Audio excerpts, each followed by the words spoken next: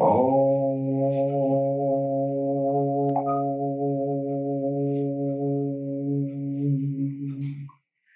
श्री कालकी वैष्णवी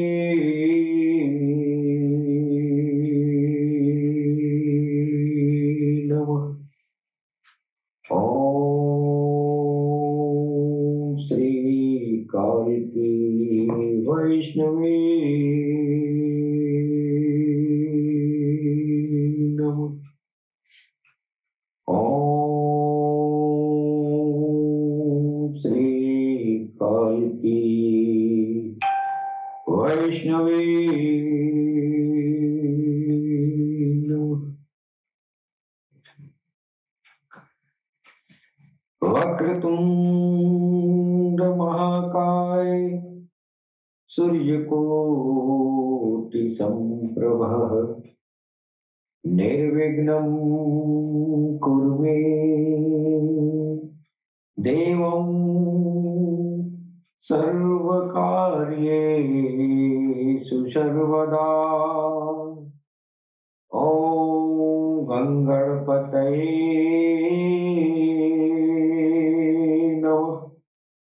ॐ गंगणपतये नमः। ॐ गंगणपतये नमः।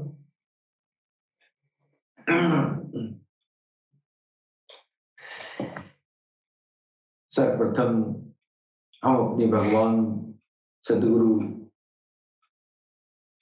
सैयदी यूनुस अल गौहर की चरण कमलों में भगवान बुद्ध की धरती से मैं कोटि कोटि नमन करता हूँ। तत्पश्चात हमारे जितने भी भाई बहन जो प्यार मोहब्बत का संदेश दुनिया में दे रहे हैं हमारी अल्लाह टीवी के प्लेटफॉर्म से, उन सभी भाई बहनों को सर नवाकर प्रणाम करता हूँ।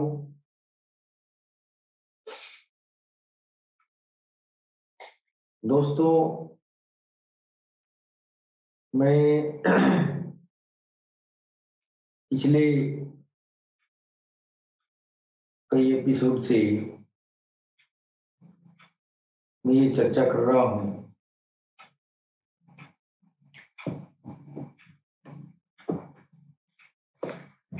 हमारी वेदों में उल्लिखित जो भविष्य में आने वाला जिस मसीहा की बात की गई है वो नाम नरशंस के नाम से जाना गया है।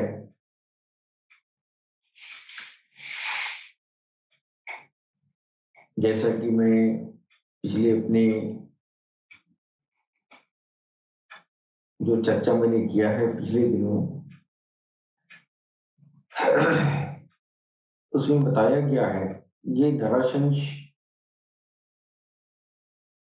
सभी धर्मों में अलग अलग नाम से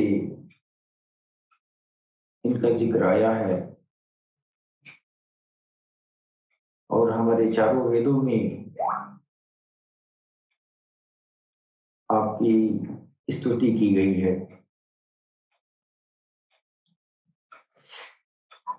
और वेदों के रोशनी में पता ही चलता है कि वो नरशंस जिसकी भूरी भूरी तारीफ की गई है वो नरशंस पैगंबर इस्लाम मोहम्मद मुस्तफ़ा सल्लल्लाहु ताला अलैहि वसल्लम साबित हो रहे हैं। दोस्तों,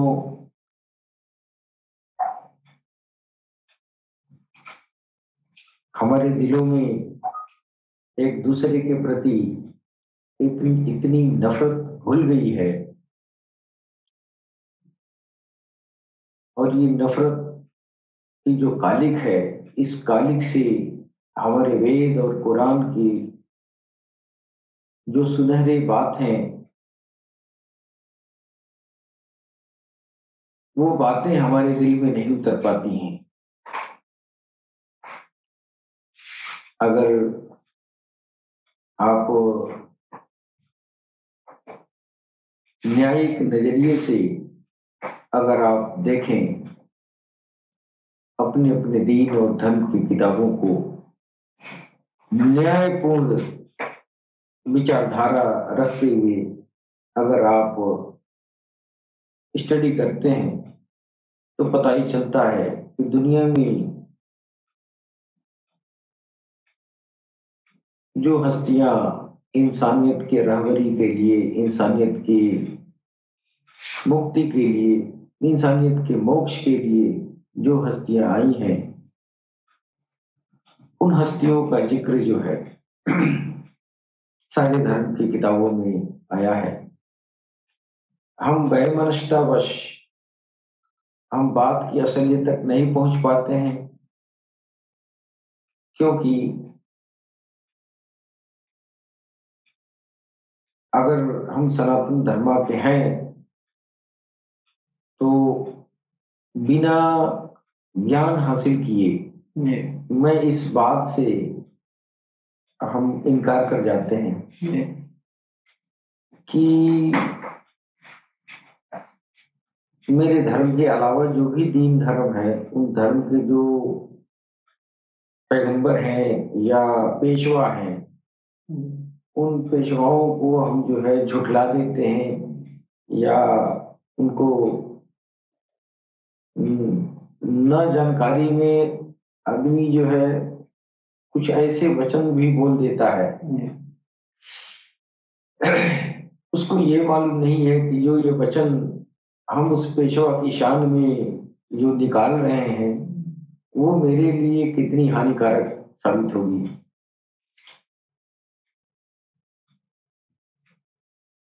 हमारे जो वेदों में नरशंस का जो जिक्र आया है, वो नरशंस की अजमत इतनी बड़ी है कि उनके शान के खिलाफ वेदों में जिसकी स्तुति हुई है, अगर हम अनजाने में भी अगर हम उस बात को न समझें कि नरशंस की जात कौन है और हम उसको गैर कौम समझ के उसके प्रति मेरी नजरिया अगर गलत हो जाए, तो मेरी पारलौकिक जिंदगी भी खराब हो सकती है। ये जो लौकिक जिंदगी है ना, कोई ईश्वर वाला, कोई अवतार, कोई जो है पैगंबर आपकी जाहिरी जिंदगी में वो दखल नहीं करता है। आप उसको भले आपको कुछ भी कहें, वो आपके हित के लिए वो करता है। क्यों करता है? तो वो अगला जानता है कि आप नादान हैं, आपकी बुद्धि का पर्दा खुला नहीं है, आप समझ नहीं पा रहे हैं, लिहाजा वो आपके इस जिंदगी में कोई दखल अंदाजी नहीं करता है। आप सिर्फ वो उसको कितना ही अजियत देते हैं, फिर भी आपको कोई हानि नुकसान नहीं करता है।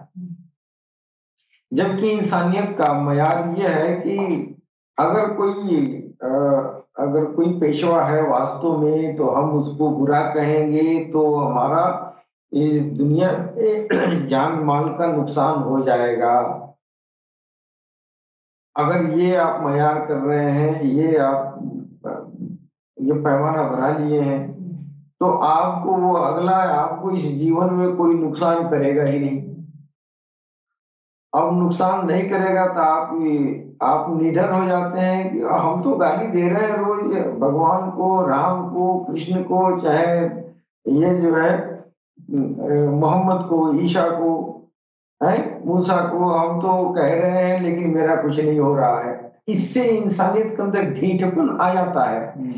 उसको पता नहीं है कि ये जिंदगी में वो क्या बिगाड़ेगा, नहीं बिगाड़ेगा ना। वो जानता है कि यहाँ पर तुमको मौका मिला है तुमको समझने का, समझने का, बुझने का, तुम यहाँ समझ बुझ लो, तुम्हारा जो बनना बिगड़ना है तो असल चीज बिगड़ेगा, नकल थोड़ी बिगड़ेगा। नकल बिगाड़ के तुम्हारा क्या जाएगा? अरे जाएगा तब मेरी पारलौकिक जिंदगी खराब हो जाए, तो वो जाना है। ये जिंदगी तो जाना ही एक दिन। ये जिंदगी तो जाना। अब कोई शराब ही दे दे तो क्या जाएगा? मरना तो उसी तरह है। लेकिन उसकी, उस इंसान को ये पता नहीं है कि इसके बाद जो मेरी जिंदगी है वो अमुक पेशवा को बुरा भला कह रहे हैं और ये ईश्वर को नागवार लगा, मेरी आगे की उकबा बर्बाद करके रखती है। लिहाजा इंसानियत को आध्यात्मिक रूहानियत ज्ञान हासिल करना चाहिए कि इस आध्यात्मिक ज्ञान के जरिए आपको पता चलेगा हम क्या हैं, हम कहाँ से आए हैं, कहाँ जाना है, हमारा क्या असर है। जब तक ये बात नहीं जानते हैं तो कोई पेशवा आपका कोई बाल नहीं बांका होने देता है। इसलिए कोई जानता है कि इसके पीछे शैतान लगा हुआ है, ये इंसान जो है इस नासूत में आके और ये बड़ी लाचार हो गया है, ये लाचार होके हमको गाली दे रहा है। लेकिन जिस दिन इसको सद्बुद्धि जाएगी, ईश्वर जिस दिन हिदायत देगा, ईश्वर का नाम जिस दिन भी इसके अंदर चला जाएगा तो हमको पहचान लेगा। अब हमारे पैगंबर इस्लाम जो है मोहम्मद रसूलुल्लाह सल्लल्लाहु अलैहि वसल्लम, जिनको हमारे वेद नरशंस के नाम से जानता है, तो उनके ये ताइफ के मैदान में उनके पीछे दुश्मन जो थे, उनके पीछे वो पागल कुत्ते छोड़ दिए। और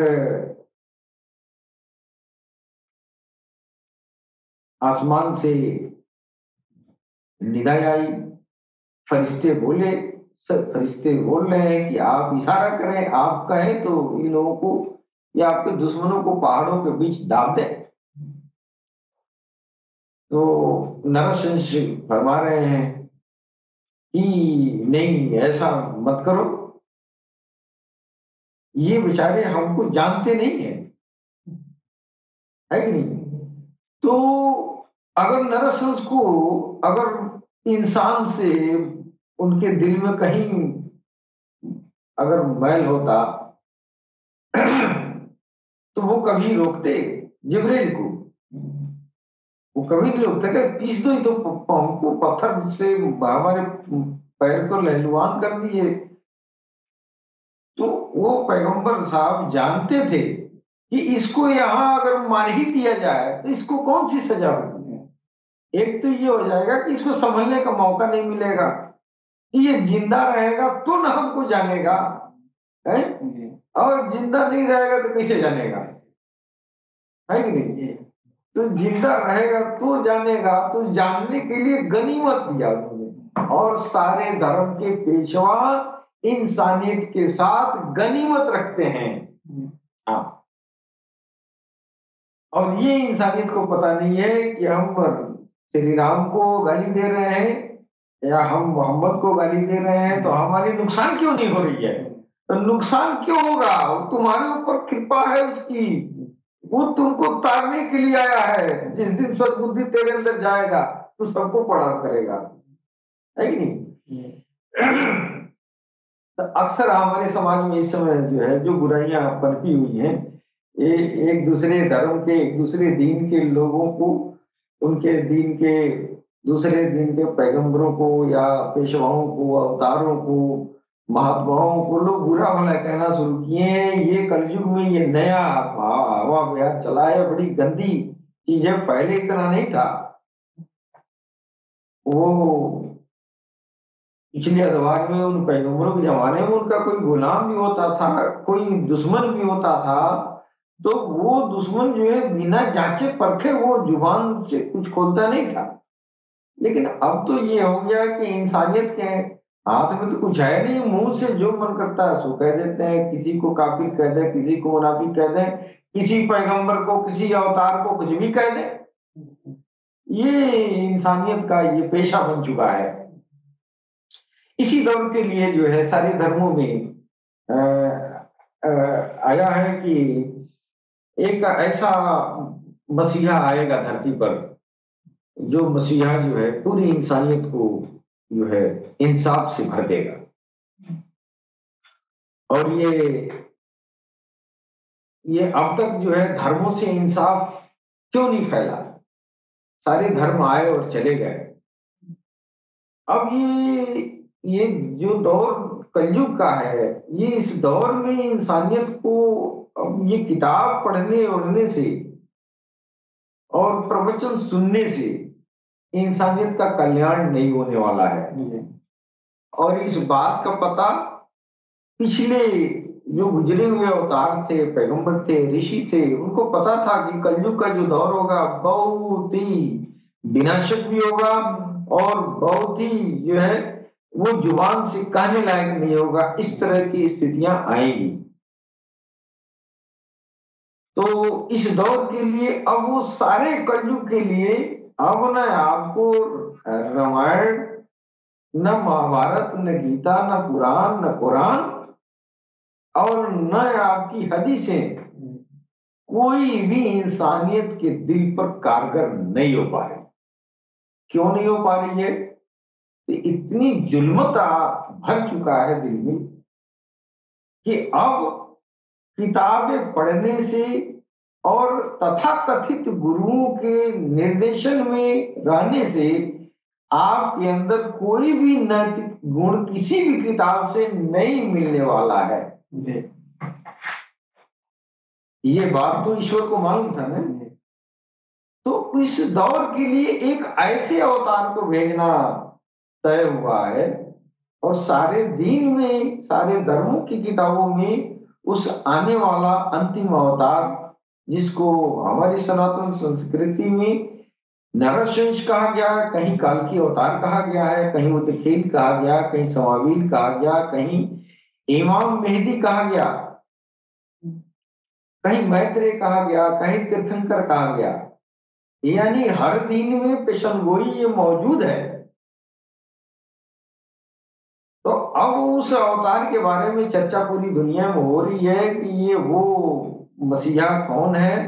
कुछ लोग कह रहे हैं वो मसीहा आ चुका है, कुछ लोग कह रहे हैं आने वाला है, कुछ लोग कह रहे हैं अच्छा। उस मसीहा को पहचानने का मयार लोग किताब नहीं रख रहे हैं, अपने वेद, अपने कुरान, अपने हदीसों को नहीं लोग टटोल रहे हैं। वो क्या देख रहे हैं? तो पेशन गोई, भविष्यवाणी, किसी ब्राह्मण देवता का भविष्यवाणी, किसी ऐसे पीर फकीर की भविष्यवाणी, किसी ऐसे, ये भविष्यवाणियों पर लोगों को यकीन है। ये और जो साक्षात रूबरू जब वो उस मसीहा का जो फैज जो है दुनिया में जारी है, ये किसी को नहीं दिखाई दे रहा है। और लोग जो है काल की अवतार की पहचान का मयार अपना नत्रदमस की भविष्यवाणियां बना लिया है। तो भविष्यवाणियों के किताबों से कभी काल की अवतार की पहचान नहीं हो पाएगी। आपकी किताबों में बड़ी ये जो है गड़बड़ियां पैदा हो चुकी हैं। हर किताब में गड़बड़ियां पैदा हो चुकी हैं और इसी का नाम कलयुग है। कोई सीधा नहीं है, सब बिखर चुका है, सारा तंत्र बिखर चुका है। ऐसी स्थिति में वेद जो है हमारा इशारा कर रहा है और नरसिंह की बात कर रहा है कि वो नरसिंह की तारीफ कर रहा है। नरसिंह की स्तुति भी उस जमाने में ऋषि मुनि देवता सब किया करते थे। उसके बाद से ये अभारतीय ग्रंथों में भी जिक्र आया है। तो अभारतीय ग्रंथों में, मैंने तो भारतीय ग्रंथों में के रोशनी में मैंने ये बात बताने की प्रयास किया है कि यहाँ यहाँ पर इस जगह पर ये निशानियां हैं जो मैंने पिछले एपिसोड में कह चुका हूँ, फिर तो दोहराना मैं उचित नहीं समझता हूँ। अब मैं अभारतीय ग्रंथों में उस नरसिंह की पहचान कराने की मैं कोशिश कर रहा हूं। तो अभारतीय ग्रंथों में जो है ईसा मसीह की किताब है। यीशु मसीह ने भी जो है इस बात की जो है पुष्टि की थी कि यीशु मसीह के पहले इलियास अलैहिस्सलाम आए थे। इलियास अलैहिस्सलाम, तो उनको भी लोग नहीं पहचान, हालांकि उसकी पहले किताबों में जिक्र था यूहन्ना के नाम से। ये इसी तरह यूहन्ना के बारे में लोग जो है चर्चा करते थे कि यूहन्ना अब आएगा तब आएगा, जब जिस तरह इस दौर में जो है कल के अवतार के बारे में हर तरह के लोग अटकलें लगा रहे हैं कि यहाँ आएंगे वहां आएंगे, ऐसे होंगे वैसे होंगे। कोई कहता है गदा लेके आएंगे, कोई कहता है तलवार लेके आएंगे, कोई कहता है आसमान में उतरेंगे, कोई कहता है ये ऐसे होंगे वैसे होंगे। अपने अपने तस्वीर लोगों को बना चुके हैं। उसी तरह उस जमाने में जो है ईसा मसीह के दौर में भी जो है उस समय यूहन्ना का भी लोग जो है इंतजार कर रहे थे। तो ईसा मसीह ने शिनाख्त किया था कि ये यूहन्ना जो है यही एलिया है ने एलिया एलिया एलिया के आने की पेशन हुई थी। तो एलिया की पहचान ईसा मसीह ने करवाया कि जिसको तुम लोग यूहन्ना कह रहे हो वही एलिया है। अब इस समय कहा जा रहा है कि सरकार गौरशाही काल की अवतार है। तो अब मेरी बात तो आपको यकीन नहीं होगा डायरेक्ट कर, लेकिन उस दौर में इसी तरह लोग कहते थे यूहन्ना कोई ऐसा सुप्रसिद्ध आदमी थे, वो थे वही एलियास अलैहिस्सलाम, ये वही एलिया थे।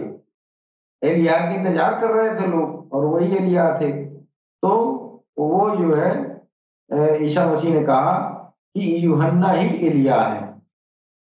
समझ गए?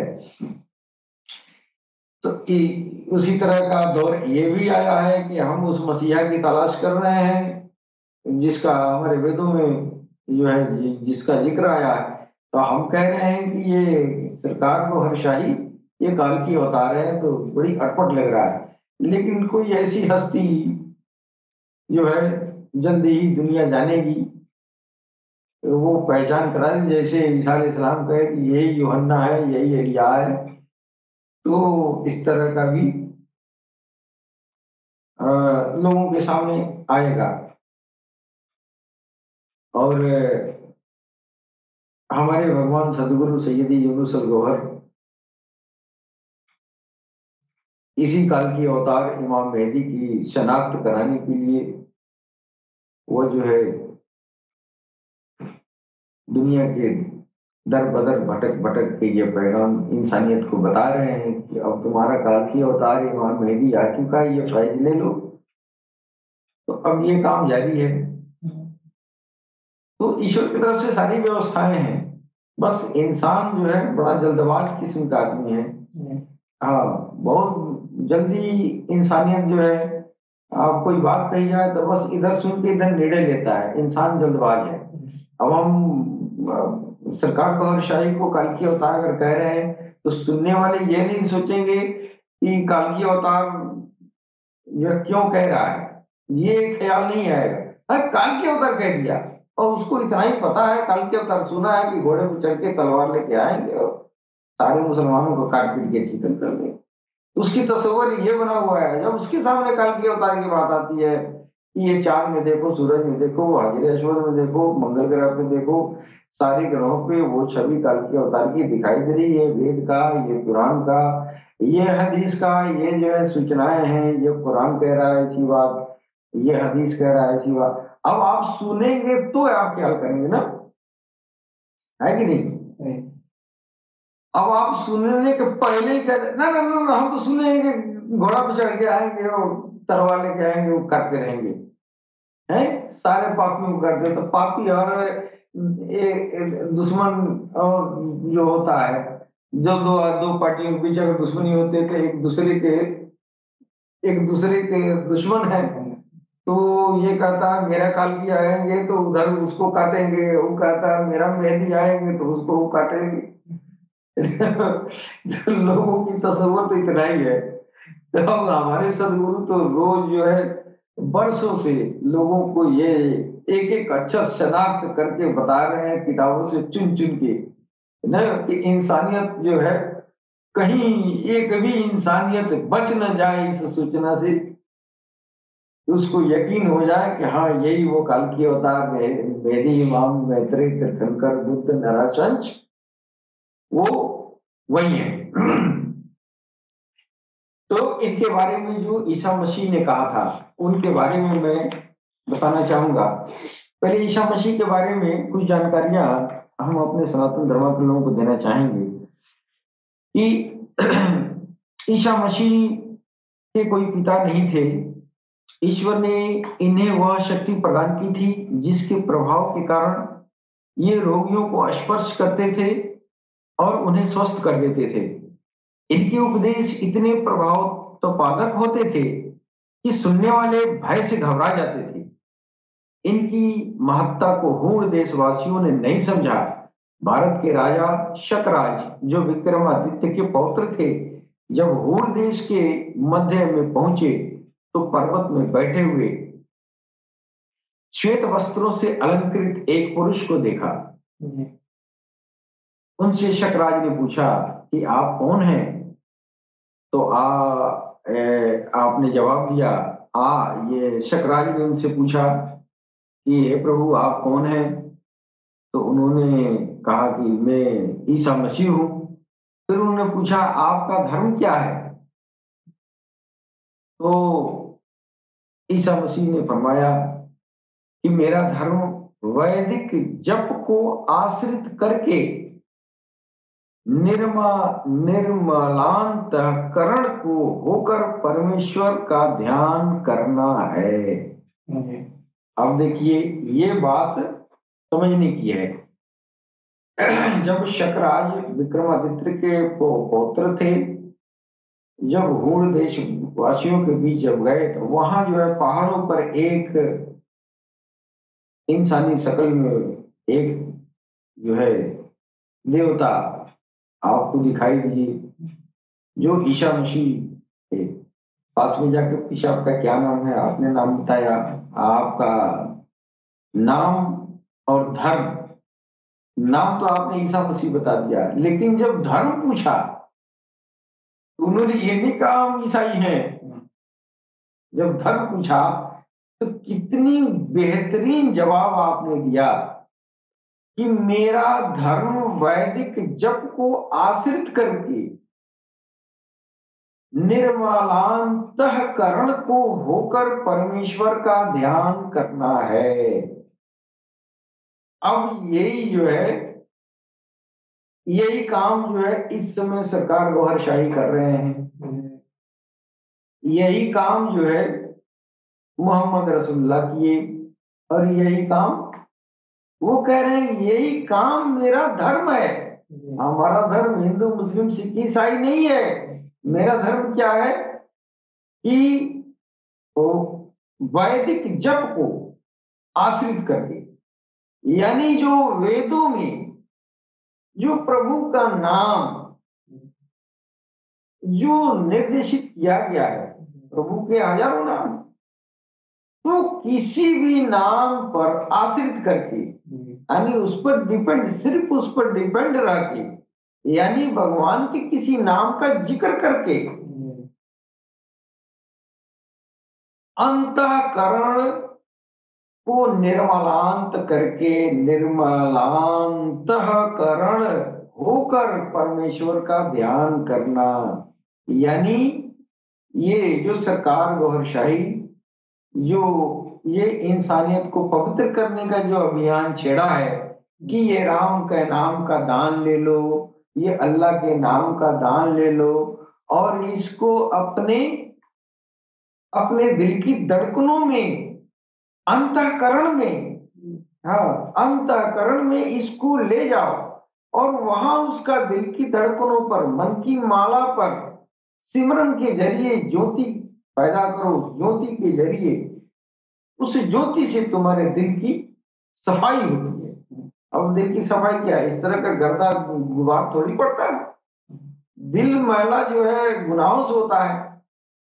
ये काम क्रोध लोभ मोह ये सब जो है इंसानियत के साथ लगा हुआ है ना, तो ये सब चीजें अंतःकरण में है तो वो अपवित्र है। ये सब चीजें अंतःकरण से साफ हो जाएंगी तब उसको कहा जाता है अंतःकरण का निर्मल होना। तो ईसा मसीह ने अपना धर्म यही बताया कि मेरा धर्म जो है, जो वैदिक रीति रिवाज में जो भगवान के नाम का जप बताया गया है, उस जप पर आश्रित होकर अंतःकरण को साफ करना ही मेरा धर्म है।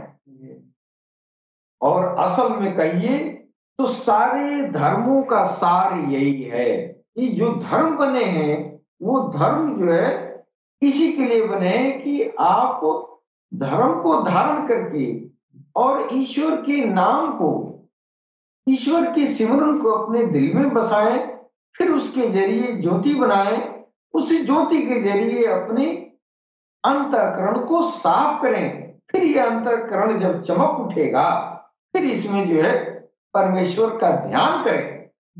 तो परमेश्वर चमकीला है तो चमकीले जगह पर ही आएगा ना। तो परमेश्वर को अंदर लाने के लिए अंतःकरण को साफ करना पड़ता है। ये तालीम, ये शिक्षा, यह जो तरीका है ये सारे धर्मों में रहा है। अंतःकरण को साफ करना, धर्म का पालन अंतःकरण को साफ करने के लिए हुआ। अब इस्लाम में आप देखिए तो ये क्या अंतःकरण को साफ करने वाला, ये जो है रोजा अगर कोई रहता है तब पूछा जाए क्यों रोजा रहते हैं तो आम आदमी तो यही कहेगा कि हमारे शरीयत में है तो हम रोजा रखते हैं। अच्छा ठीक है, नमाज क्यों पढ़ते हैं? शरीयत में है। भाई जकात क्यों देते हैं? शरीयत में है। तो आप ये बात कह के निकल जाते हैं लेकिन इसके मूल अर्थ तक नहीं पहुंचते हैं कि आपका रोजा, नमाज, जकात ये आपको शरीयत में क्यों डाला गया है। मेरी तरफ देखिए, ये रोजा, नमाज, जकात ये धर्म में क्यों बनाए गए हैं? ये इसका असल मकसद ये है कि आप रोजा, नमाज, जकात के जरिए आप अपने अंतःकरण की शुद्धि करेंगे, निर्मल करेंगे। जब ये निर्मल होगा तब अल्लाह इसमें आएगा। अब हमारे सनातन धर्मों में आप देखिए इतने व्रत त्योहार, कुछ त्योहार ऐसे निर्जला व्रत यानी जल भी नहीं ग्रहण करना है, इस तरह के व्रत बनाए गए। ये बनाए क्यों बनाए गए? ये इसलिए बनाए गए कि वो आप व्रत रहेंगे, अपने को भूखा प्यासा रखेंगे तो आपके अंदर जो है शुद्धिकरण होगा, है कि नहीं? अब यह बात सीधी लगती है लेकिन इसके पीछे अब भूखे रहने से क्यों शुद्धिकरण होगा? अब ये किसी गुरु के पास जाएंगे तो वो बताएगा तेरे अंदर एक शैतान बैठा हुआ है, उसका भोजन रसद तुमको बंद करना है, उसका भोजन नार है तो नार कैसे रुकेगा? नार लेना बंद करो। अब भोजन में नार है तो भोजन 24 घंटा, 48 घंटा, कोई 10 दिन, कोई 7 दिन, कोई 9 दिन, इस तरह का व्रत का नियम कानून बनाएगा कि इस व्रत में आप रहोगे तो भोजन तुम ग्रहण नहीं करोगे, नार नहीं जाएगा, फिर तुम्हारा नाभि आत्मा पवित्र हो जाएगा, यानी अंतःकरण पवित्र होगा। तो उद्देश्य धर्म का अंतःकरण को पवित्र करना है, चाहे वो हिंदू हो या मुसलमान हो। हिंदू और मुसलमान बनने के पहले अंतःकरण की सफाई जरूरी है। अगर अंतःकरण साफ हुआ तो उस अमुक धर्म में आप प्रवेश किए, वरना धर्म के किनारे खड़े हैं। अब हमारे इस्लाम धर्म में इकरार बिल लिसान तस्दीकुन बिल कल्ब, तो इकरार करें, जुबान से इकरार करें, दिल तस्दीक करे। दिल तस्दीक कैसे होगा? दिल में अल्लाह का नाम जाएगा फिर वो तस्दीक होगा ना। जब तक दिल में अल्लाह का नाम गया तब तक तो आप इस्लाम के दाहिने पर खड़े किनारे, इस्लाम में तो दाखिल है नहीं। और आप दावा कर रहे हैं हम इस्लाम में दाखिल है, इस्लाम में कहाँ दाखिल है? आप तो इस्लाम कलमा पढ़ लिए, हो गया कि मुसलमान है, लेकिन आप मोमिन नहीं बन सकते हैं जब तक वो रब का नाम अंदर नहीं गया, अंदर सफाई नहीं होगा, अंदर जो है भगवान का नाम नहीं जाएगा। तो आपको इन रोजे, नमाजों और ये जुहद के तरीकों को अपनाना पड़ता है, फिर अंदर सफाई होती है, फिर इसमें प्रभु का वास होता है, चाहे अल्लाह का वास होता है कि नहीं? तो वही प्रक्रिया। अब आप उस रीति रिवाज से, उस शरीयत के हिसाब से आप अंतःकरण की सफाई कर रहे हैं। काम तो वही कर रहे हैं जो सनातन धर्म के लोग कर रहे हैं। अंतःकरण की सफाई आपको भी करना है, अंतःकरण की सफाई आपको भी करना है। तो अंतःकरण की सफाई उधर रोजा नमाज जकात के जरिए कर रहा है, जकात करता है तो उसकी माल की सफाई होती है, जो जकात देता है गरीबों को तो उसका माल जो है पवित्र हो जाता है। उसी तरह ये जो है रोजा नमाज ये सब क्या है, ये ज्योति बनाने के तरीके हैं, इस ज्योति के जरिए अपने अंतःकरण की सफाई करें।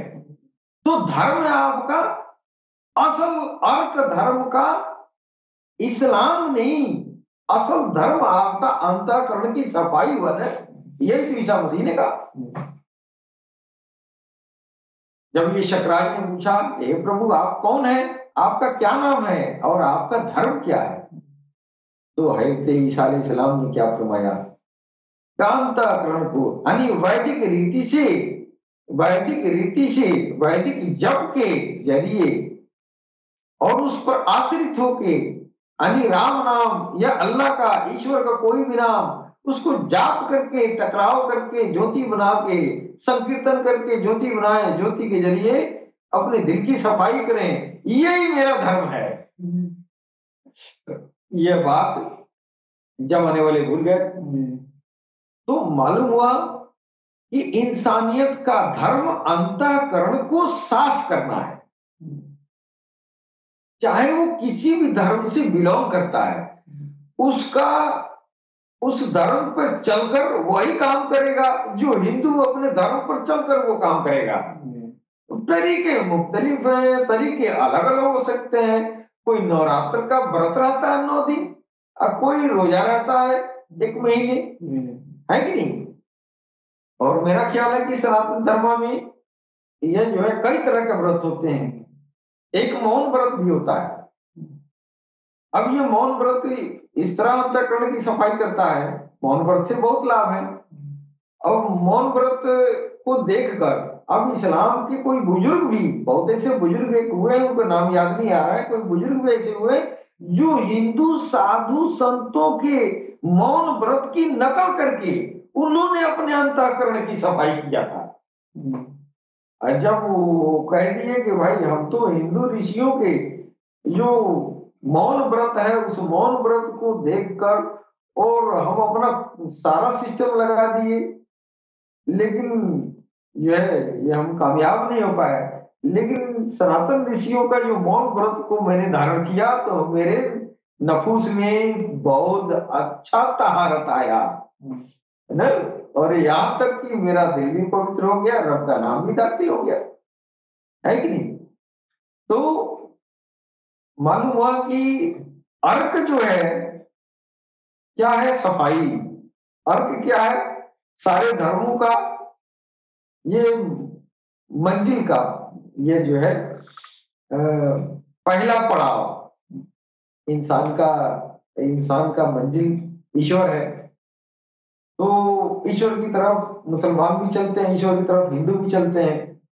अब ईश्वर के राह में जो पहला पड़ाव है चल दिया, ये वाला भी चल दिया, इधर वाला भी चल तो दोनों दिए।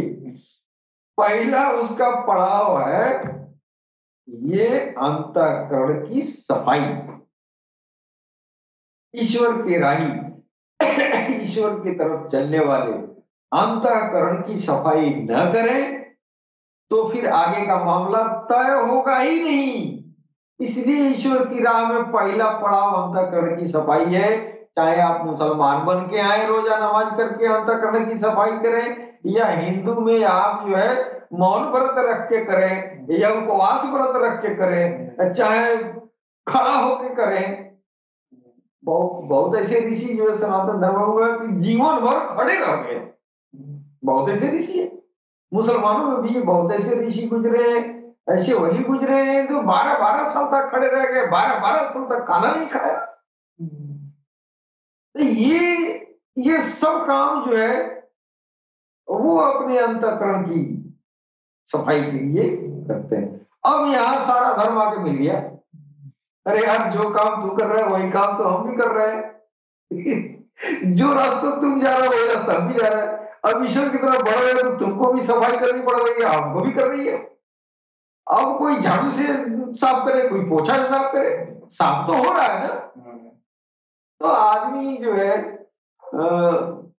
बेवजह का एक दूसरे के ऊपर जो है छीटाकशी करता है। जो एक दूसरे के धर्म को दोष देते हैं, बस वो उतना ही उसकी ना समझी है, वो जानता नहीं है कि सफाई हम भी कर रहे हैं, सफाई वो भी कर रहा है कि नहीं।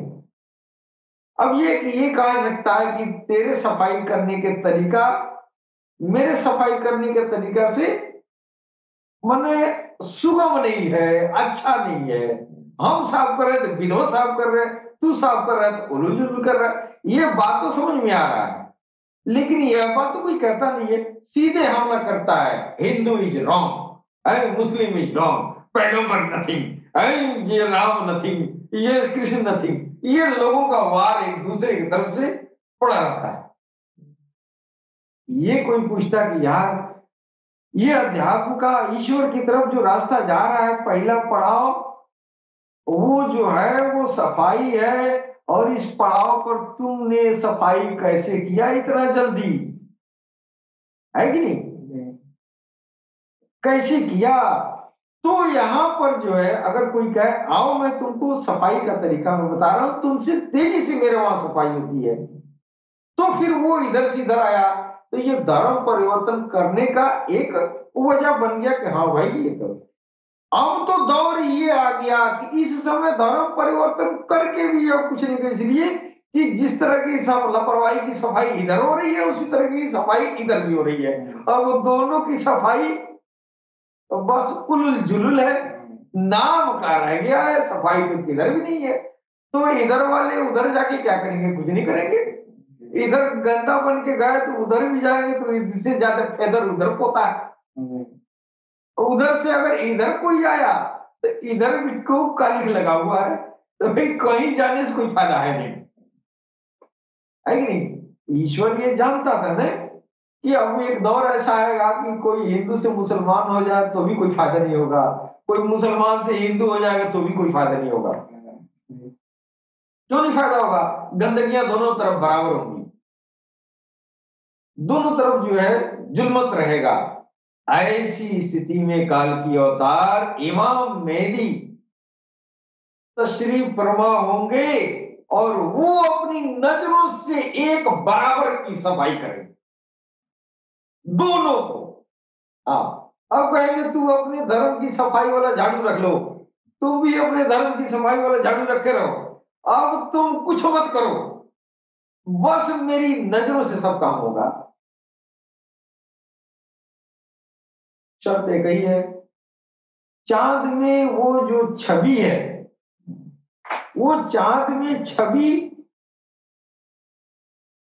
वो ईश्वर का कानून है, ईश्वर का वो जो है मार्शल लॉ। उस मार्शल लॉ को पहचान लो, बस पहचान लिया, वो दिल में आया, वो कभी न कभी तुमको इतना पवित्र कर देगा, कभी न कभी तुमको इतना पवित्र कर देगा, तुमको कुछ करने की जरूरत नहीं है। अगर तुम चाह कर भी कुछ करो तो कर ही नहीं पाओगे, क्यों नहीं कर पाओगे। अब आजकल आत्मा कैसे साफ होगी, हर जगह तो जाइए तो वही, हर जगह जो है, चाहे मंदिर में जाए, चाहे मस्जिद में जाए, चाहे आप जो है पब्लिक प्लेस पर जाए, किसी भी पब्लिक प्लेस पर जाए, तो वहां आप देखेंगे ऐसे ऐसे तरह तरह के लोग हैं, मंदिरों में है, मस्जिदों में है, मदरसों में है, हर जगह जो है वो बुराइयों का अंबार लगा हुआ है।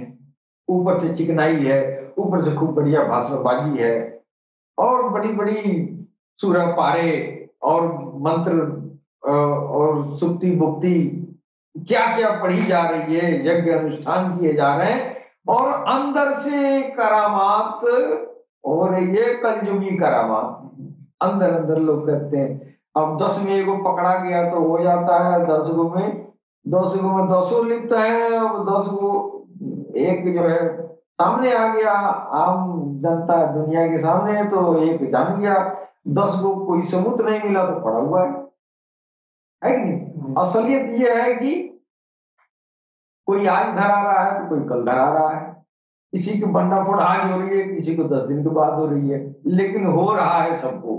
हाँ, और सबके तरफ हो रहा है। तो ये क्यों है, अंतःकरण की सफाई कहीं नहीं है। अब अंतःकरण की सफाई जब कहीं नहीं है तो हम किसी भी दीन धर्म में इधर से उधर जाने से बेहतर है कि हम जहां है वहीं पड़े रहे।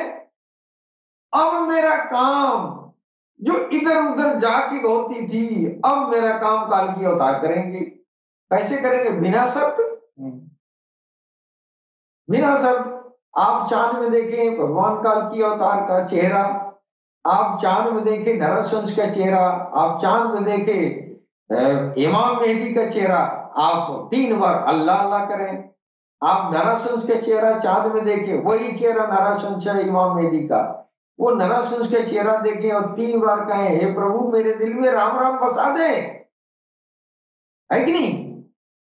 तो वो राम राम बसा देने का मतलब हुआ कि वो जो वैदिक जप है उस पर आप आश्रित हो गए। हमारे गोस्वामी जी ने कहा था कलयुग केवल नाम आधारा, सुमिर सुमिर नर पुत्र उपारा। यानी जो ईसा मसीह ने कहा था ना कि वैदिक के जप को उस पर आश्रित होकर, यही बात तो तुलसीदास कह रहे हैं, कलयुग केवल नाम आधारा, सुमिर सुमिर नर पुत्र उपारा। अब कबीरदास ने ये नहीं कहा कि कलयुग केवल हिंदू आधारा, हिंदू धर्म आधारा और हिंदू हिंदू है बस एक ही सहारा, ये तो उन्होंने नहीं कहा। अगर इनको ज्यादा हिंदुवानियत मुसलमानियत की अगर ये जो है चिंता होता तो उन्होंने जाति को ये धर्म को लिखा होता कि बस भगवान को पाने के लिए कलयुग में तुम धर्म को मत छोड़ना, है कि नहीं? उन्होंने कहा नाम को मत छोड़ना, नाम भगवान का कोई भी नाम, उस नाम को पकड़ लो, फिर उस नाम के जरिए तेरा कल्याण हो जाएगा। यही बात जो है ये ईसा मसीह कह रहे हैं कि वैदिक जप पर आश्रित होकर अंतःकरण की सफाई की, है कि नहीं? तो सारे धर्मों का जो मूल अर्थ है, हाँ, जो ये सारे धर्म तो भगवान की तरफ ले जा रहे हैं, जिसमें पहला पड़ाव सफाई है। सफाई का माहौल जो है अब गड़बड़ हो चुका है, इसलिए कि सफाई वाला जो झाड़ू था ना धर्मों का, वो झाड़ू सब टूट गया है। हाँ, किसी भी धर्म का झाड़ू जो है अब बचा नहीं है, जो दिन साफ करने वाला झाड़ू है, सबका झाड़ू एक्सपायर। हाँ, इसीलिए तो कलयुग कहा गया कि किसी धर्म का कोई झाड़ू काम नहीं करेगा उस धर्म के लोगों के लिए, लिहाजा सारे लोग जुल्मत में धस जाएंगे। अब झाड़ू वाड़ू से काम नहीं चलेगा। अब भगवान काल की अवतार इमाम मेहदी अलैहिस्सलाम की नजरों से अब वो इंसानियत की सफाई होनी है कि नहीं?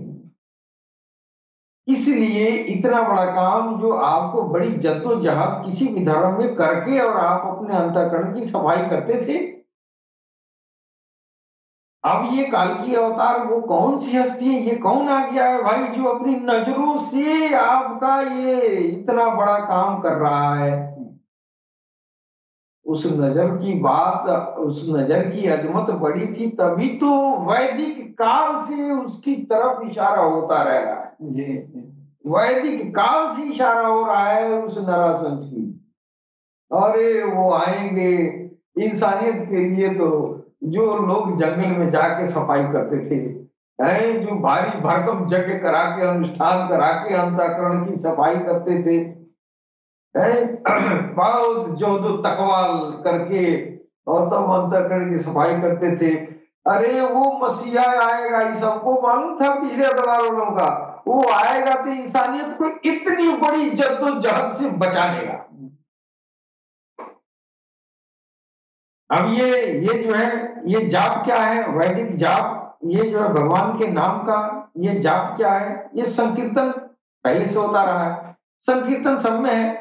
आप अल्लाह अल्लाह कहें या राम राम कहें, बार बार राम राम कहना, बार बार अल्लाह अल्लाह कहना संकीर्तन ही तो है। इसी पर आश्रित होकर हमारा काम होना है। अब आप कोई भी अनुष्ठान कर रहे हैं तो भगवान के नाम का जाप कर ही रहे हैं, मंत्र पढ़ रहे हैं तो उसमें भी तो भगवान के नाम का तकरार ही तो कर रहे हैं। तो ये कुल मिला जुला के तकरार करना और तकरार करने के जरिए जो ज्योति बनेगी, उसी ज्योति के जरिए मेरी अंतःकरण की सफाई होगी। अब ये सफाई वाला काम अब आपके मंत्रोच्चारण से नहीं होगा। अगर मंत्रोच्चारण से हो रहा होता तो बड़े बड़े महात्मा ऋषि कहलाने वाले, बड़े बड़े आबिद इबादत गुजार कहलाने वाले बुराइयों में क्यों लिप्त होते हैं? इसलिए लिप्त होते हैं कि वो संत महात्मा फकीर तो कहला चुके दुनिया में, कहला भले गए लेकिन उनका काम हुआ नहीं है अंदर वाला। हाँ, कहलवा रहे हैं। लिहाजा कल की अवतार की आनी, काल की अवतार की जरूरत पड़ी और काल की अवतार को आना पड़ा। तो अब ये काल की अवतार का अब लोग तस्वर बना के रखे हैं कि ये आएंगे और ये जो है धनुष बाण लेके घूमेंगे और घोड़े पे सवारी करेंगे। ये मोटी मोटा तस्वर है लोगों के लिए। और कुछ लोग कह रहे हैं कल की अवतार बहुत है, अभी तो कलयुग का पहला चरण चल रहा है, वो कई लाख वर्ष के बाद आएंगे। नहीं, तब ये इंसानियत की मानसिकता ऐसी है। आज तुम्हारा अंतःकरण गंदा है, आज तुम्हारा अंतःकरण तुम्हारे धर्म से साफ नहीं हो रहा है, आज तुम्हारा व्रत त्योहार पूजा अर्चना रोजा नमाज जकात जो भी है ये सब आज फेल हो गया। तेरी अंतःकरण साफ नहीं है। तू तो गृहस्थ आदमी है, जंगल में जाके ये जो है दिन भर जब बगीचा में बैठ के कुटी बना के झोटा झांपा बढ़ा के और उसके बाद भी अंतःकरण की सफाई नहीं कर पा रहे, तुम क्या करोगे? यही लोग बाग बाल बच्चे देश दुनिया है, ये दुनिया में ये व्यापार है, राजनीति है, इसमें रह के तुम अंतर्गत की सफाई कैसे करोगे? इससे मालूम होता है कि अंतर्गत की सफाई में अब हमारा कोई भी क्रियाकलाप काम देने वाला नहीं है।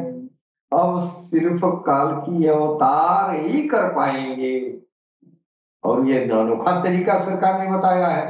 तो कुछ न करो, तस्वीर देखो चांद में या किसी मेरे कुत्ते के साथ राम राम कह दो या अल्लाह अल्लाह कह दो, तेरा काम हो गया। कभी न कभी अंतःकरण की सफाई तुम्हारी एक नजर में होगा। अब ये कैसे सफाई होती है, ये तो रूहानियत की बात है, तो आगे पढ़ना पड़ेगा, रूहानियत सीखना पड़ेगा, सरकार को और शाही की तालीमात को समझनी पड़ेगी, काल की अवतार के संदेशों को जानना पड़ेगा, उनके प्रोसेस को जानना पड़ेगा, वो कैसे नजरों के जरिए वो करेंगे। ये बात तो जो है नए लोगों के लिए तो बहुत ये घुमाऊ लगता होगा कि नजर से कैसे होगा। होगा नजर से। तो आप तालीम हासिल करें, रूहानियत हासिल करें, आध्यात्मिक ज्ञान हासिल करें, फिर आपको पता चल जाए कि नजरों से भी सफाई होती है। हमारे आपकी सफाई तो नजरों से नहीं अगर हो पाएगी, ये अगर ऐसा नहीं था इंसान के बीच, तो पैगंबर साहब की, पैगंबरों की, नबियों की, अवतारों की, ऋषियों की, मुनियों की, जो लोग बड़ी बड़ी हस्तियां गुजरे हैं, जो ईश्वर की तरफ से भेजे गए, उनकी सफाई तो उधर से होके आई है। क्यों हो गया उधर से? उधर से ईश्वर की नजरों से हुआ है। ईश्वर अपनी नजरों से किया है कि नहीं? अब वो उम्मत को, मानने वालों को, फॉलोअर्स को वो जो है ये जो है जोहद के तरीके बता दिए, व्रत रोजा नमाज अनुष्ठान त्योहार तरह तरह के तरीके बता दिए हैं। तो इस हिसाब से आपको करना होगा। इसी तरह पैगंबर साहब को भी हुजूर पाक सल्लल्लाहु अलैहि वसल्लम को भी फरमाया, अल्लाह ने फरमाया है कि मैंने आपके खातिर आपके सीना को खोल दिया, बाकी आपकी उम्मत को, आपके मानने वालों को मेहनत करना पड़ेगा, जंगल में जाना पड़ेगा, जोहद तकवा करना पड़ेगा, रोजा नमाज जकात करना पड़ेगा, ये तो सफाई होगी, इन सब चीजों से सफाई होगी। और आपके लिए, आप मेरे महबूब है, तो आपको, आपके लिए तो मैंने आपको साफ कर दिया है, खोल दिया है सीना, है कि नहीं? अब जिस तरह वो अवतारों पैगंबरों का खुलता था, जिस तरह अवतारों पैगंबरों का सीना जो है अंतःकरण की सफाई होती थी, उसी तर्ज पर काल की अवतार है कि नहीं? तो काल की अवतार भगवान कैसे है? इसलिए कि तरीका ही भगवान का, इनका ने, इनका तरीका भगवान का तरीका है। ओ ईश्वर ने भी नजरों से जो सफाई किया, ये जमीन पर आके नजरों से सफाई करेंगे कि ये जो है ये तो भगवान का तरीका है।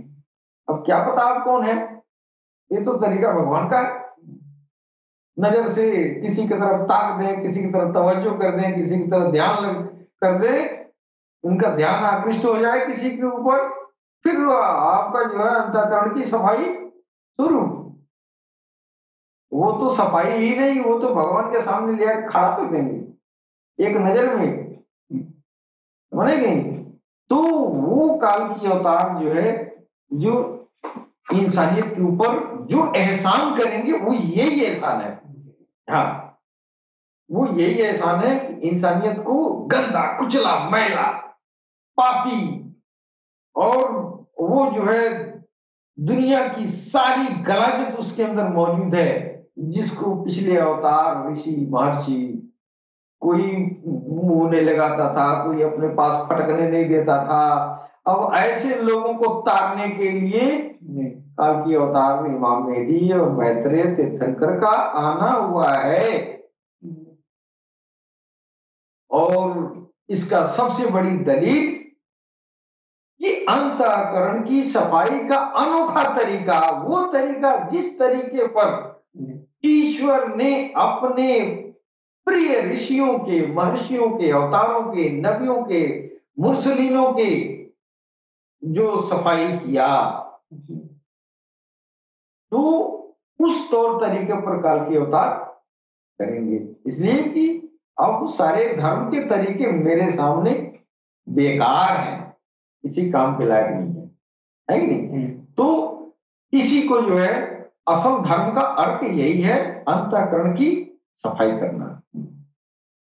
अब वो आध्यात्मिक, अब रूहानी ज्ञान हासिल करेंगे तो आगे पता चलेगा कि अंतःकरण की सफाई होगी तो आगे क्या होगा, फिर आगे क्या होगा, फिर आगे क्या होगा। लेकिन पहला पड़ाव सफाई है, ये यही धर्म का अर्थ है।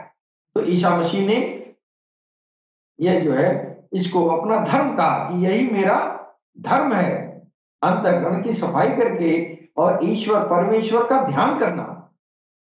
उक्त स्थान में अपने आने का कारण भी ईसा मसीह यह बताते हैं कि सत्य है, यह सत्य के नष्ट हो जाने पर तथा म्लेच्छ देश के मर्यादा से हीन हो जाने पर मैं मसीह यहां आया हूं। अपने नामकरण के विषय में ईसा मसीह बतलाते हैं कि नित्य शुद्ध कल्याण करने वाले परमेश्वर का ध्यान मैं सदैव करता हूं, इसलिए मेरा नाम ईसा मसीह है। अपने नाम का भी वो बता रहे हैं कि मेरा नाम ईसा मसीह क्यों है।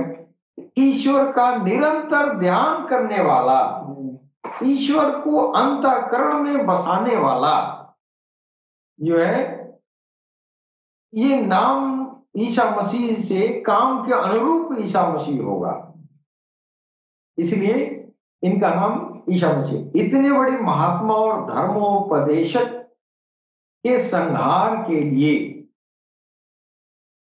देशवासियों ने इतने भीषण प्रयास किए कि दुख है इस बात का कि वे राक्षसों से भी बढ़कर दुष्कर्मी थे। राक्षस दैव और दैत्य की परिकल्पना सनातन धर्म में आई है। दैव और दैत्य का पाठ जो है हजरत आदम सफीउल्लाह के आने के पहले सब खत्म हो गया। वो दैव और दैत्य होते थे, बहुत दुराचारी थे। वो दैत्य जो है वो उस समय बहुत दुराचारी थे। उस समय भी आदम आया करते थे, उन्हीं आदमों के संतान ये दैव और देवता थे। लोग जो है इधर निकले हैं। ये रूहानी इल्म जो है तो हजरत आदम सफीउल्लाह के बाद से शुरू हुआ, तो फिर अंबियाओं का ये जो है मुरसलीनों का सिलसिला जारी हुआ, फिर ये जो है आध्यात्मिक इल्म जो है आगे हुआ। तो ईसा मसीह को लोगों ने इतने इतने बड़े जो है संदेशवाहक होने के बाद भी लोग नहीं पहचाने और उनको सूली पर लोगों ने चढ़ा दिया। हालांकि उनको सूली पर नहीं चढ़ाए, उनका जो है पवित्र नाभि आत्मा था, उस पवित्र नाभि आत्मा को लोगों ने सूली पे चढ़ाया था। हाँ, जब उनके अंदर जो पवित्रता आया, उनकी अंतःकरण की सफाई हुई, उनकी नाभि आत्मा पवित्र हुई, फिर वो नाभि आत्मा उनकी जो है स्वच्छंद निकल के घूमने फिरने लगी। फिर उस नाभि आत्मा के उस स्वरूप को सूली पे चढ़ाया गया था, जबकि ईसा मसीह को आसमान में उठा लिया गया। ये कुरान में बाद में अल्लाह ने कुरान में ये अपने हबीब से कह रहा है, ईश्वर ये कह रहा है कि हमने ईसा मसीह को उठा लिया। लेकिन दुनिया वाले तो ईसा मसीह ही समझ रहे हैं, और ईसा मसीह का जो है नाभि आत्मा था ना, तो उसको लोगों ने इस तरह राक्षसों से भी बढ़कर उनकी दुर्दशा की, यहाँ तक कि सूली बना के उस पर जो है और यहाँ पैरों में मोटा मोटा कील ठोक के और छोड़ दिए, और आपका जो है इस तरह जो है उनका देहावसान हुआ। अब वो जिस ऋषि की तरफ आप इशारा कर रहे हैं, उस ऋषि के बारे में ये आगे चर्चा है। एलिया और ईसा मसीह के हो जाने के बाद वह ऋषि अनेक जो अभारतीय ग्रंथों में कहीं कहीं उस आने वाले वो मैत्रेय, बुद्ध और नरसंस के बारे में कहीं कहीं वह के नाम से निर्देशित किया गया है कि वह जो आएगा वह एलिया और ईसा मसीह के जाने के बाद वह उस ऋषि को यानी नराशंस के उत्पन्न होने का अवसर आता है। यही हुआ पैगंबर इस्लाम मोहम्मद रसूलुल्लाह सल्लल्लाहु अलैहि वसल्लम ईसा मसीह के जाने के बाद से आपका अवतरण हुआ। इनके विषय में ईसा मसीह ने भविष्यवाणी की थी इस नराशंस के बारे में कि वह ऋषि जिसे ग्रीक भाषा में लिखे हुए बाइबल में पैराक्लिट कहा गया है, यानी मोहम्मद रसूलुल्लाह का जो है भविष्यवाणी वो अपनी किताबों में, ईसा मसीह की किताबों में हो रही है कि वो ऋषि जो है ग्रीक भाषा में लिखे हुए बाइबल में उनका नाम पैराक्लिट के नाम से जाना गया है। पैराक्लिट कौन है? वही नराशंस, वही मोहम्मद रसूलुल्लाह, वो पैराक्लिट कहा जा रहा है। उसके विषय में जो विवरण प्रस्तुत किया जाएगा कि वह कौन है। वह ऋषि पैराक्लिट के नाम से व्यवहृत किया जाएगा। पैराक्लिट शब्द का अर्थ होता है, इस पर भी अगर आप विचार करें तो उसका अर्थ होता है बाइबल के आजकल के अंग्रेजी अनुवाद में कंपोर्टर यानी आराम पहुंचाने वाला, तथा हिंदी अनुवाद में सहायक दिया गया है। संसार गुरु नामक पुस्तक में बाबा अलीम दास ने पैराक्लिट को यूनानी भाषा में फारकलीट के नाम से व्यवहारित किया है, जिसका अर्थ उन्होंने प्रशंसा योग्य बताया है।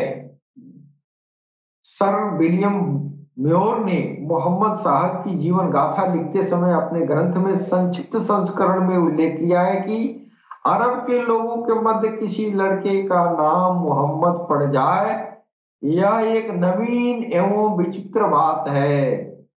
यद्यपि यह नाम अरब के लोगों को अज्ञात नहीं था, परंतु नवीन अवश्य था। मोहम्मद शब्द अरबिक की प्रशंसा अर्थ वाली हमद धातु से निष्पन्न हुआ है, जिसका अर्थ है प्रशंसित। वही अर्थ नराशंस का है। नराशंस का भी मतलब होता है प्रशंसित, यानी वो खुद प्रशंसित होगा और ईश्वर की प्रशंसा में इंसानियत को लगाने वाला वही प्रशंसित होगा।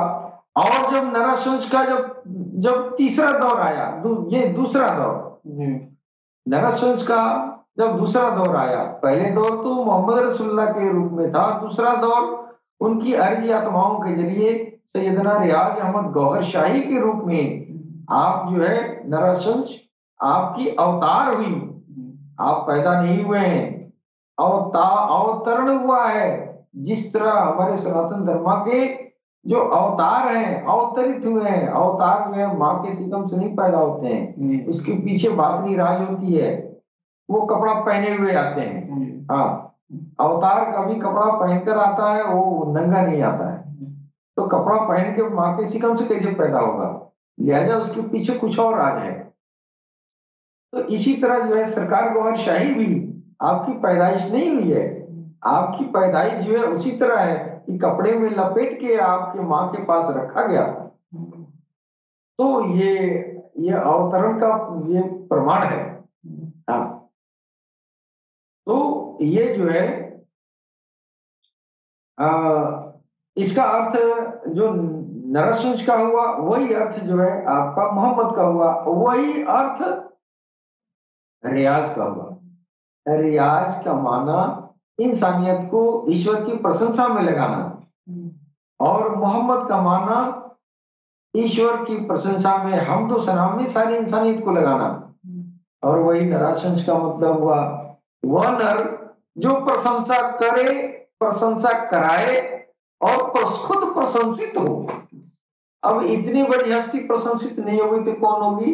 जिसकी प्रशंसा वेद कर रहा है, पुराण कर रहा है, पुराण कर रहा है, जिसकी प्रशंसा जो है दुनिया के हर धर्म की किताबें कर रही हैं, तो प्रशंसित है ही है, प्रशंसित भी है और प्रशंसा कराने वाला, प्रशंसा कराने वाला भी है। तो ये यही काम जो है ये हमारे सनातन धर्म में एक गोलाई में बैठ के हरे राम हरे कृष्ण करते हैं। ये क्या है? भगवान के नाम का रगड़ा लगाना है, भगवान के नाम का सिमरन करना है, भगवान के नाम की प्रशंसा में इंसानियत को लगाना है। उसी तरह अल्लाह अल्लाह का वो मोहम्मद रसूलुल्लाह भी वो जो है ये हमद कराते थे, है कि नहीं? लोगों को ईश्वर की तरफ बुलाते थे, लोगों को ईश्वर की बंदगी हमदो सना कैसे की जाती थी, यानी ईश्वर की प्रशंसा में लगाने वाला कुल माना है। उसी तरह जो है आज सरकार गौहरशाही भी जो है आपके मानने वाले, आप सारी दुनिया को यही बता रहे हैं कि सब लोग ईश्वर की प्रशंसा अंदर भी हो बाहर भी हो, यानी तुम एक पास बैठ के और जो है राम राम रा राम का जलवे लगाओ, इसकी रगड़ा लगाओ, इसकी सिमरन संकीर्तन करो, और मुसलमान भाई अल्लाह अल्लाह करें, इसकी संकीर्तन करें अल्लाह अल्लाह का। बात तो वही हुआ, संकीर्तन का मतलब भगवान के नाम की प्रशंसा करना है। तो रियाज का मतलब भी हुआ ईश्वर की तरफ बुलाने वाला, प्रशंसा कराने वाला, और जो है संकीर्तन कराने वाला। हमद का मतलब भी हुआ, मोहम्मद का मतलब यही हुआ कि ईश्वर की तरफ लगाने वाला, और नाराशंस का भी मतलब है प्रशंसित और प्रशंसा कराने वाला। तो ये चीजें जो है ये हमारे ये बाइबल में भी इस तरह का बातें आई हैं। बाइबल के न्यू टेस्टामेंट के अरबी में अनुदित कुछ संस्करणों में पैराक्लिट का अर्थ अहमद दिया गया है। बाइबल में पैराक्लिट कहा गया है, और कुछ अनुदित संस्करणों में कुछ है, लेटेस्ट जो है उसका जो है संस्करण निकला है न्यू टेस्टामेंट के, उसमें पैराक्लिट का मतलब अहमद बताया गया है, जो मुसलमानों के धर्म की दृष्टि से मान्य तथा उनका समर्थक रहा। इसी कारण से मुसलमानों ने जुज और क्रिश्चियन को संबोधित करते हुए कहा कि हमारे ऋषि का उल्लेख आप लोगों की धर्म पुस्तकों में भी है। जिस पैराक्लिट के विषय में बाइबल में वर्णन आया है उसकी सिद्धि मोहम्मद साहब पर होती है, यानी वो मोहम्मद साहब की तरफ इशारा होती है, यानी सारा गुणधर्म मोहम्मद साहब की तरफ जा रहा है। हाँ, तो इधर वेद में भी है नरसिंह के नाम से सारा गुणधर्म मोहम्मद साहब की दिखाई दे रही है, इधर पैराक्लिट का बाइबल में नाम आ रहा है, तो ये भी जो है मोहम्मद साहब की तरफ इशारा कर रही है। सर विलियम म्योर ने इस बात का उल्लेख किया कि मरियम के पुत्र ईसा मसीह ने इस बात की ओर लोगों का ध्यान आकृष्ट किया कि मैं पुरातन विधान की पुष्टि एवं समर्थन के लिए भेजा गया ऋषि हूं, परंतु मेरे बाद भी एक होगा जिसका नाम अहमद होगा। अब ये विलियम मोर, एक ये सर विलियम मोर जो है, एक ऐसे ऋषि गुजरे, कोई संत प्रवृत्ति के गुजरे, उन्होंने भी जो है इस बात का उल्लेख किया है कि मरियम के पुत्र ईसा मसीह जो हैं, ये उन्होंने ये बात किया था कि मैं पुरातन विधान की पुष्टि एवं समर्थन के लिए भेजा गया ऋषि हूं, यानी जो उनके पहले जो धर्म आए थे उस धर्म को समर्थन करने के लिए आए थे, कि हम जो आपने जो धर्म पहले से आ रहा है उसको समर्थन कर रहे थे, हाँ ये दीन हक पर है और सही है।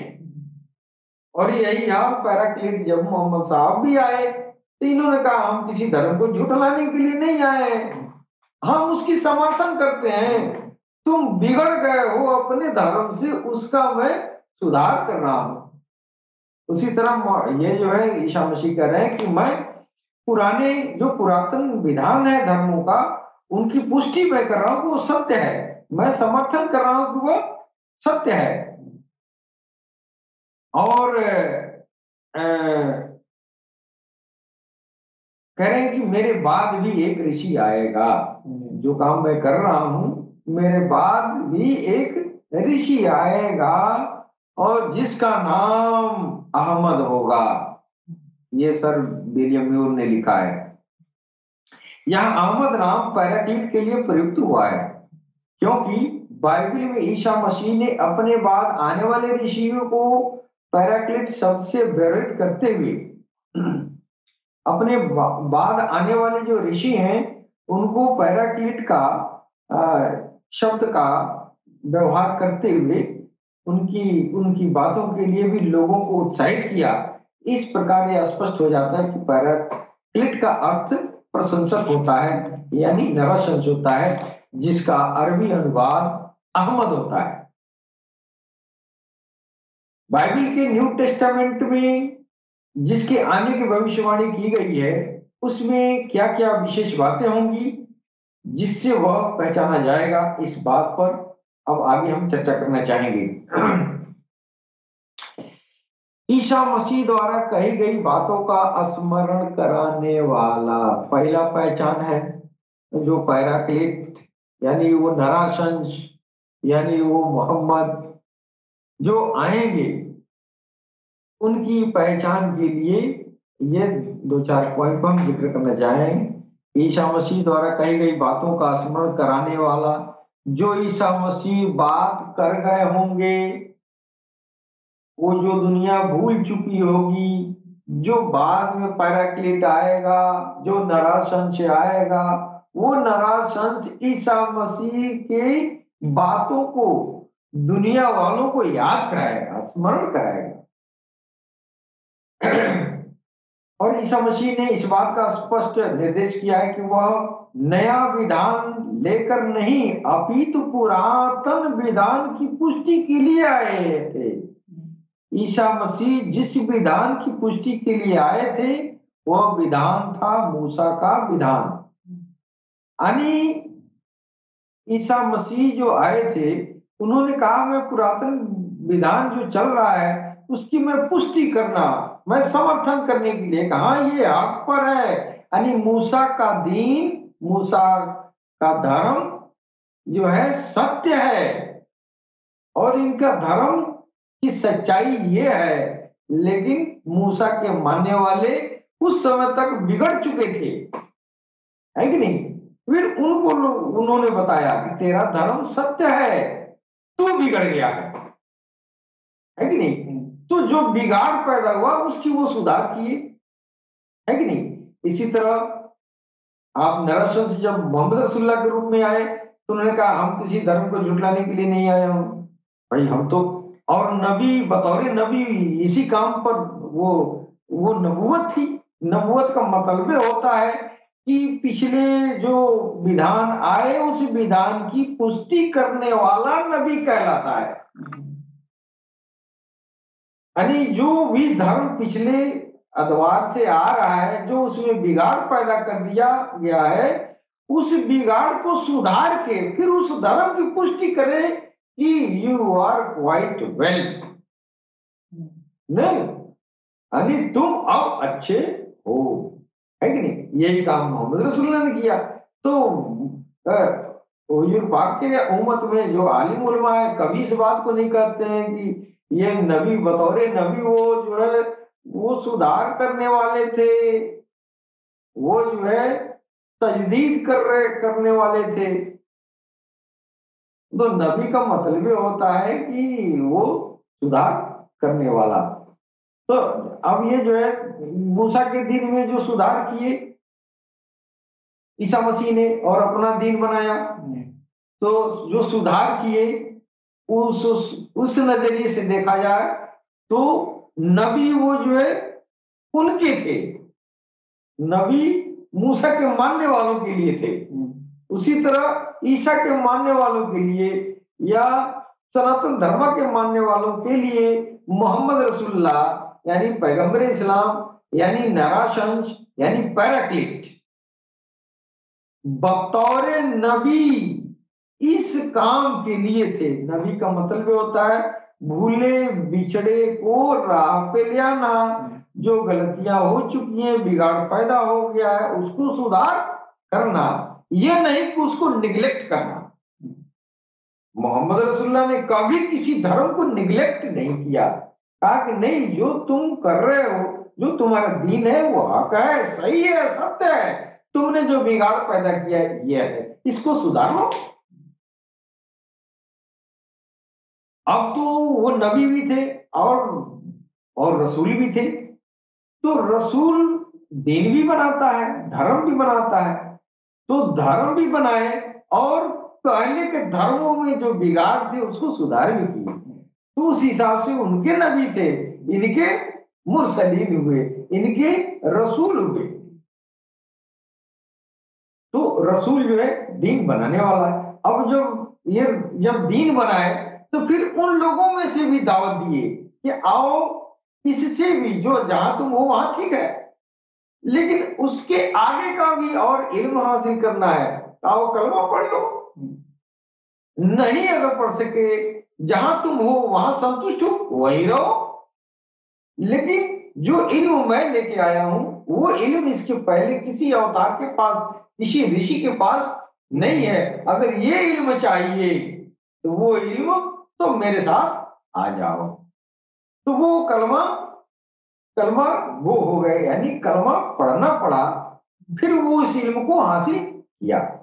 अब जो है जैसे भगवान के दर्शन का इल्म, तो भगवान का दर्शन दो तरह से होता है, एक सिफाती दर्शन होता है, एक जाति होता है। तो सिफाती गाय बैल भैंस जिसमें भी आप मान ले, वजूद बना ले, हाँ पत्थर भी बना ले, हाँ ये भगवान है, आपने मान लिया है। क्यों मान लिया है? ईश्वर के ज्योति उसके अंदर पाया है, पत्थर के अंदर पाया है, आपको फल प्रद हुआ है, तो फिर आप पूछ रहे हैं, चलिए भाई हक पर है। आपने भगवान के सिफाती जो है ज्योति आपने देखा है, तो आप पूछ रहे हैं, गलत नहीं है, पूछिए। लेकिन जब ये आ गए तब इन्होंने कहा कि पत्थर में तो शैतान भी बोलता है, लिहाजा पत्थर पूछना छोड़ दो, अब उसको मत मानो, भगवान उसको मत मानो, हाँ उसको भगवान मत मानो। लेकिन जो ऑथेंटिक पत्थर था तुम्हारा, जो जिसमें से वास्तव में भगवान की सिफत जाहिर जाहिर होती थी, उसको तो पूजो पूजो, कोई बात नहीं है। अब जैसे काबा में जो पत्थर नस्ब है वो जन्नत का पत्थर है।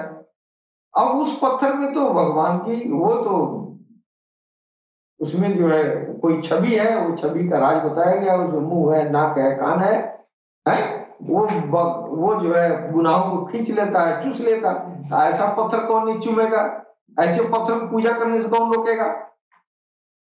तो उन्होंने तय किया कि वो पत्थर पूजा के काबिल है, लेकिन उसी के दिखाते कि सारे पत्थर पूजते हो, इसमें तो शैतान घुस जाता है, ये पूजने के काबिल नहीं है। कितना अच्छा तजदीद कर रहे हैं, कितना अच्छा समझा रहे हैं, तुम्हारा दिन पत्थर पूजने वाला सही है, गलत नहीं है, लेकिन वो पूजने वाला पूजो, तुम अपनी तरफ से अलग से नत बना दो। हाँ, अलग से मत बनाओ। पूजने वाला पत्थर तुम्हारा पहले से आ रहा है, उसी को पूजो। अब उस पत्थर को देखा थी कि घर के पत्थर को पूजना शुरू कर दिए हैं। उसके बाद से और भी बिगाड़ पैदा होता गया।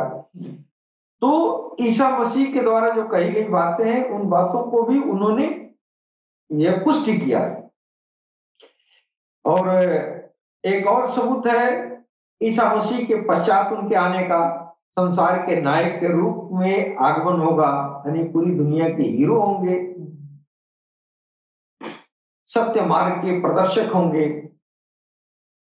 तो इस तरह की बहुत सारे विशेषताएं हैं जो हमारे बाइबल से भी जो है, नरसंस, पैराक्लिट और इमाम मेहदी, है कि नहीं, ये जो है वो चीज वही है। अब वो नरसंस जब दूसरा दौर आया, तो वो ये जो है इस समय सरकार गौरशाही, जो इस समय जो दिखाई दे रहे हैं, जिनका चेहरा चांद में, सूरज में, हजर असवद में चमक रहा है, जिससे इंसानियत को आध्यात्मिक प्रलाभ हासिल हो रही है, जो ईश्वर से लोग जिनके जरिए जुड़ रहे हैं, ये जो है मोहम्मद रसूलुल्लाह का दूसरा दौर, यानी ये इमाम मेहदी या काल की अवतार या उदखील समावील मैत्रेय बुद्धा या तीर्थंकर कह ले, वो मसीहा है। अब इनका दो दौर क्यों हुआ? दो दौर होने के पीछे ये था कि एक दौर में जो है, अब सारे इल्म को नहीं झोंका जा सकता था, लिहाजा जो इल्म का खजाना है उसको पार्ट किया गया कि एक पार्ट में ये जो है इस इल्म का इजहार किया जाए, फिर अगले जो दौर आएगा वो सबसे सुपर स्पेशलिस्ट इल्म जो है दुनिया के सामने इजहार किया जाएगा। वो इल्म का दौर आ गया, वो इल्म इश्क है।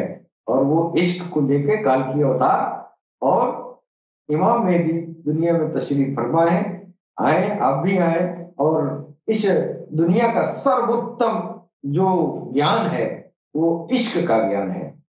आए, सारी दुनिया को आमंत्रित है कि हमारे अल्लाह टीवी प्लेटफॉर्म पे हमारे भगवान सदगुरु के शरण में आके और दुनिया की सर्वोत्कृष्ट जो अध्यात्म ज्ञान है इश्क, ये हासिल करें। आप सबको दावत है। इसके साथ ही अपने वाणी को विराम देना चाहते हैं।